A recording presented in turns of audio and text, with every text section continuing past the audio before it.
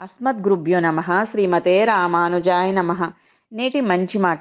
ఒకసారి శ్రీకృష్ణుడు కుంతీదేవిని చూడడానికి వెళ్ళినప్పుడు, మీ కష్టములు త్వరలోనే తీరే రోజులు దగ్గరలోనే ఉన్నాయి అని అన్నారట. అప్పుడు కుంతీదేవి, కష్టములు ఉండని కృష్ణ, అప్పుడే మేము నిన్ను క్షణం కూడా మరవకుండా పూజిస్తాము, తలుస్తాము. సుఖంలో నిన్ను మర్చిపోతామేమో అనేదే నా భయము అని అంటుందట. అదేవిధంగా రామాయణంలో రాముడు సీతను అరణ్యవాసానికి వద్దు అన్నారట.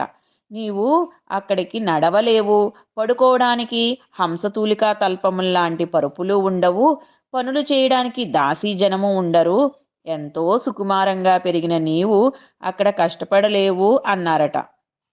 అప్పుడు సీతమ్మ తల్లి, మీరు లేని చోట నాకు కష్టము, మీరున్నప్పుడు నాకేమీ కష్టము ఉండదు అని వనవాసానికి వెళ్ళిందంట.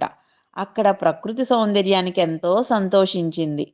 ఋషుల యొక్క దర్శనం లభించడం ఎంతో భాగ్యంగా స్వీకరించింది.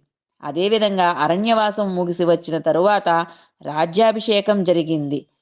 అలాగే భారతంలో వనవాస సమయంలో ఒకసారి పాండవులు హిమాలయ పర్వతానికి వెళ్ళారు. ఆ మంచు కొండల మధ్య ధర్మరాజు ద్రౌపది విహరిస్తున్నారు.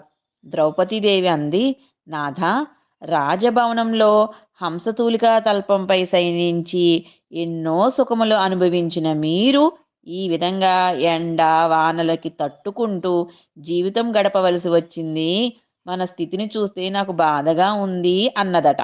అప్పుడు ధర్మరాజు, ద్రౌపది, నువ్వు చాలా పొరపాటు పడుతున్నావు.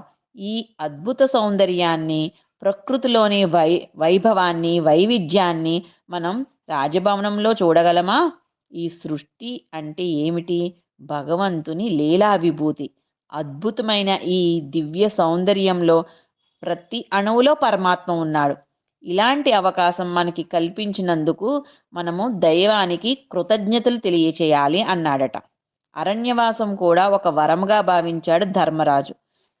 కాబట్టి ఈ కథ వల్ల మనం తెలుసుకోవాల్సిన విషయం ఏమిటంటే, కష్టం వచ్చినప్పుడు దిగులు పడక, ఆ కష్టం తరువాతే సుఖం వస్తుంది అని తెలుసుకొని, ధైర్యంతో మన యొక్క భారాన్ని పరమాత్మ మీద వదిలేసి, ఆ పరమాత్మ శ్రీచరణాలను ఆశ్రయించాలి. సర్వం శ్రీకృష్ణార్పణమస్తు.